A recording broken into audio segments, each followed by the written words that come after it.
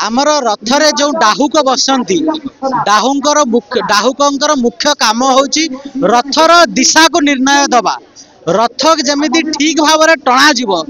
रथ जमीती लोक माने ठीक भाव में टाणिबे ताकू दिशा निर्देश दवाई डाहुक बसता पूर्व काल तो ये माइक फाइक व्यवस्था नथिला बा एते प्रकार लोक माने आसुतिले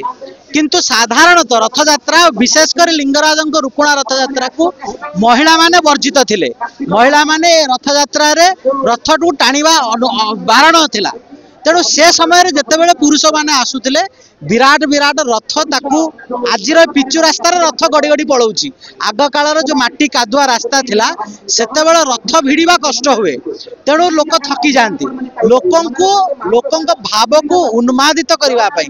उत्साहित करने आमर बोली रे किछि किछि भाषा एमती लेखाई जहाद्वारा कि लोक उत्साहित हे उत्साहित होकर डक परवर्ती समय से वंशानुक्रमे भाव में पाखे अच्छी ताकू किए संशोधित करिछि किए कौन करछि ता विषय रे गवेषणा बहुत कम होईछि मात्र डाहुकंकर गोटे विशेष भूमिका अछि आउ जोटा को अश्लील कहा जाउछि सेटा लोकंकु उत्तेजित करिवे उत्तेजित माने लोक क्षीण हो गले तांकु उत्साहित करी तांकु रथ टाणिया पे अधिक शक्ति दवा पई तांकर एई जो कल्पना डाहुकर कल्पना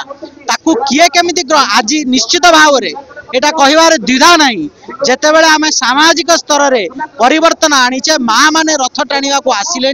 तेणु कौनसी शब्द निश्चित भाव में संशोधित करा जाई पारे जहाँ को एबे मध्य कोठी कोठी ए विषय रे आलोचना चली कि नुआ आज मध्य समाज रे गोटे लेखा बाहर सेवायत परिवार जड़े लिखिं कि यह संशोधित करा जाऊ नुआ डाहुक बोली लेखा जाऊ कारण डाहुक बोलीर उद्देश्य थिला लोकों को उत्साहित करी दिशा निर्देशन देवाई से काल रे जहाँ थिला ए काल रे ताहा लागू हबो बोली किछि माने नाही ताकू परिवर्तन करिबा